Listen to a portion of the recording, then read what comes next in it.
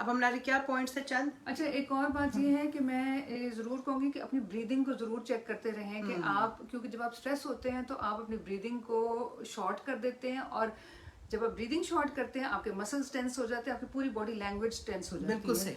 और वो ब्रेन को भी कम जाती है फिर ऑक्सीजन, और मजीद आप बुरा फील करते हैं, लो फील करते हैं। तो अगर आप अपनी breathing intentionally mindfully long breaths लेंगे, जैसे योगा में वो कराते हैं ना, इस तरह के बहुत से आसानास होते हैं जिसमें वो ब्रीदिंग कहते हैं, आपको डीप ब्रीदिंग करें, फिर वो ये वाली भी एक है जिसमें आप ये बंद करते हो, और इस वक्त मुझे समझाना नहीं आ रहा लेकिन आपको समझ आ गई, योगा में भी है।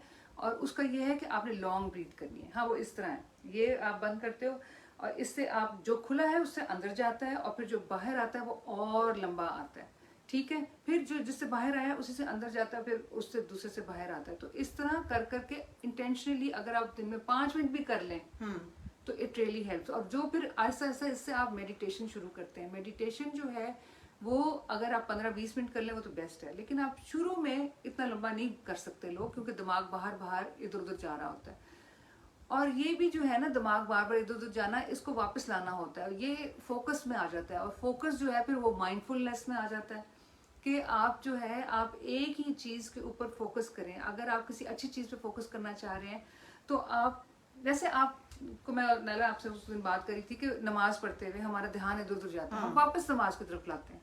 ये तो नहीं ना कि हम अब उधर ही सोचना शुरू हो जाएंगे, स्टोरीज बनाने लग जाएंगे, नहीं, वी ब्रिंग इट बैक। सो क्या कर रहे हैं हम, माइंडफुली उसको परफॉर्म करने की कोशिश कर रहे हैं, जो भी अपना रिचुअल कर रहे हैं। इसी तरह आप कोई प्रोजेक्ट कर रहे हैं, कोई आप इसी तरह मेडिटेशन कर रहे हैं, आप बार बार उसको लेके आए वापस। और वो कहते हैं कि आपका जो है ना थर्ड आई यहाँ पर है, दोनों आंखों के बीच में, ऊपर 1 इंच ऊपर और 1 इंच डीप। तो जब आप मेडिटेशन करें आप उसके बारे में सोचें, उसके बारे में आप सोचेंगे तो वो उसके डायरेक्ट कनेक्शन है ना। तो आपका फिर जो है मेडिटेशन आपको वो सुकून देगी, और आपको एक तो फोकस हेल्प करेगा, आपकी पॉजिटिविटी बढ़ेगी, और आपने क्योंकि मेडिटेशन की होगी, ब्रीदिंग भी आपकी बेहतर होगी। तो ये सब कुछ कनेक्टेड है। आपकी नींद हमने बात की है, नींद की बात की है, ब्रीदिंग की बात की है, 10 पॉइंट्स रोज लिखने की बात की है, और इस तरह की हमने। और नाइला क्या बात की है? आप बात कंटिन्यू करें जरा, मैं मेरा पोता आ गया, इधर आ जाओ। अच्छा, आ जाओ आ जाओ, आ जाओ। तो कम से हाय टू एवरीबॉडी। ये जी हमारी जान है, हमारी खुशियां हैं, हमारे घर की रौनक है। इधर आओ, so everybody can see you, let them see you. There he is, yeah you are here. Yeah, I'm practiced to swimming. Awesome.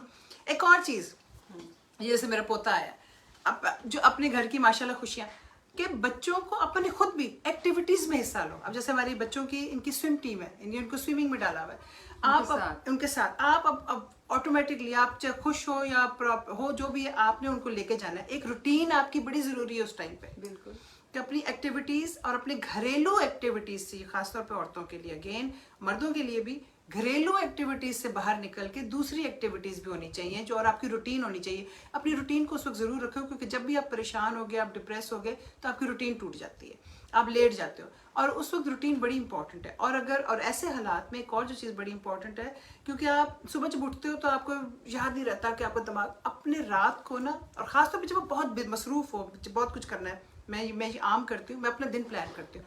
खासतौर पे जब अगर कुछ मुझे काम पे भी जाना है, मुझे खाना भी पकाना है, मुझे फलानी चीज़ भी खरीदनी है, मुझे ये भी करना है, मुझे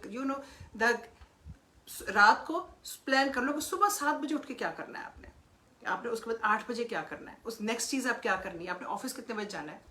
और ये एक दिन पहले शुरू होता है ना, एक दिन पहले आप प्लान कर लो, वही ना, रात को निकाल लो। हाँ, रात को आप प्लान कर लो कि सुबह उठ के मैंने यूं करना है, और जब आप यूं प्लान कर लोगे ना, आप यकीन करो, आप फॉलो करोगे उसको, and you will achieve it. वो हो जाएगा, आपके सारे काम हो जाएंगे। वरना हम कामों में भी हमें डिप्रेस करते हैं कि हम जितना कुछ करना था, बोझ पड़ जाता है, मुझसे हो नहीं रहा, और आप फिर you're all over the place, आपको फिर डिप्रेशन भी होएगी, अब थकावट भी होएगी, और काम आते रह जाएंगे। और नाइला, जब आपने लिस्ट बनाई होती है, आप उसको टिक ऑफ करो कि ये हो गया, तो वो भी बड़ा सुकून देता है। हाँ, मुझे और अचीवमेंट का एहसास होता है कि मैं ऑफिस नहीं है कि आपको फेलियर नहीं है, आपने बड़ा कुछ कर लिया है। मैं ऑफिस में ये करती हूँ, मैंने टू डू लिस्ट बनाई हुई है, मैं बकायदा टू डू लिस्ट ऊपर लिखा हुआ है, फिर मैंने लिखा हुआ है कि जो अर्जेंटली मुझे, जो इंपॉर्टेंटली फटाफट जो 3 टॉप की चीजें करनी है, और फिर नीचे। और यकीन करो कि मैं चीज कर रही होती हूँ, मैं उस पर लिखती हूँ, फिर उसको काटती हूँ, तो मुझे इतनी दिल को तसल्ली होती है ना, जैसे 10 चीजें लिखी थी तो 5 उसमें से कट गई, चाहे 5 कल करूंगी, लेकिन एक आपकी चीज आगे बढ़ती है।